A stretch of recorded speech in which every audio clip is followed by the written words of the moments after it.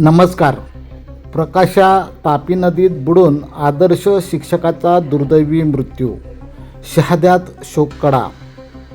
शहादा तालुक्यातील प्रकाशा येथून एक अत्यंत हृदयद्रावक आणि शोकमग्न करणारी बातमी समोर आली आहे. तापी नदीच्या पात्रात बुडून एका व्यक्तीचा मृत्यू झाल्याची दुर्दैवी घटना घडली असून मयत व्यक्ती हे शहादा येथील सर्व परिचित आणि आदर्श शिक्षक किशोर उर्फ हेमंत विठ्ठल महाले असल्याचे निष्पन्न झाले आहे.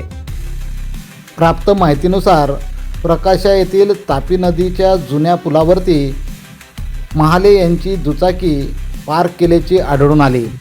दुसऱ्या दिवशी 26 जानेवारी रोजी सकाळी 10 वाजता प्रकाशा येथील तापी नदीच्या जुन्या पुलाच्या मधल्या भागात त्यांचा मृतदेह आढळून आला. प्रकाशा येथील प्राथमिक आरोग्य केंद्राच्या वैद्यकीय अधिकाऱ्यांनी तपासणीअंती त्यांना मृत घोषित केले.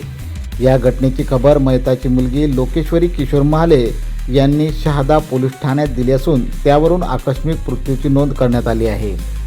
परंतु किशोर उर्फ हेमंत महाले हे केवळ शिक्षक नव्हते तर विद्यार्थ्यांचे मार्गदर्शक, समाजसेवेत सक्रिय असलेले व सर्वप्रिय व्यक्तिमत्व होते.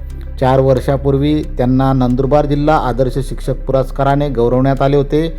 तसेच शहादा येथील प्रतिष्ठित शैक्षणिक संस्थेचा आदर्श पुरस्कारही त्यांना मिळाला होता. विद्यार्थ्यांच्या आयुष्याला दिशा देणारा हा शिक्षणाचा सूर्य अचानक मावळल्याने शैक्षणिक, सामाजिक सर्वच स्तरातून दुःख व्यक्त करण्यात येत आहे. तालुक्यातील बुपकरी शाळेत ते केंद्रप्रमुख म्हणून कार्यरत होते. त्यांच्या मृत्यूची बातमी कळताच विद्यार्थी व पालकांनी शोक व्यक्त केला. त्यांच्या मृतदेहाचे दर्शन घेण्यासाठी शहादा येथील त्यांच्या निवासस्थानी पोचले. त्यांचे अश्रू अनावर झाले.